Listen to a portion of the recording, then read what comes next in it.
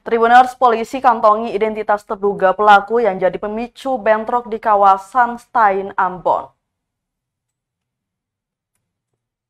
Polisi telah mengantongi identitas terduga pelaku yang menjadi pemicu bentrokan antar kelompok di kawasan Stein, Kota Ambon.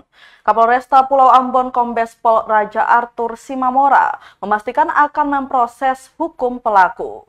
Hal ini dikarenakan telah menyebabkan bentrokan terjadi hingga mengakibatkan kurang lebih 3 orang terluka dan 2 rumah warga, 1 kafe dan 1 pangkalan ojek terbakar.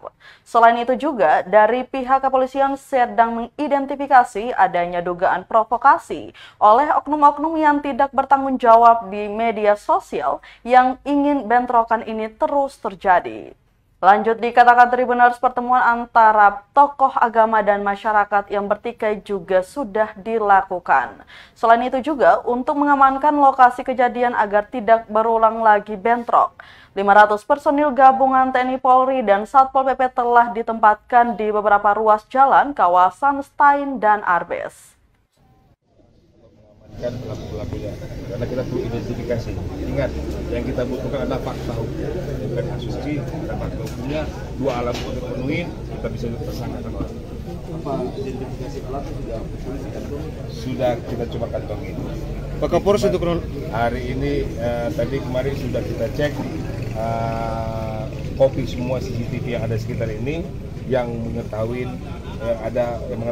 lokasi ini kejadian ini plus juga mengidentifikasi adanya pemberitaan di media-media sosial.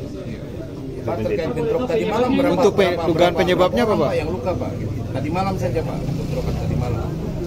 Ada berapa yang luka, Pak? Maksudnya ada yang luka, Pak? Itu cuma satu yang luka. Yang masih dilaporkan itu dari saudara K. Kemarin sudah kita bawa langsung ke rumah sakit Bayangkara. Terima kasih sudah nonton. Jangan lupa like, subscribe, dan share ya.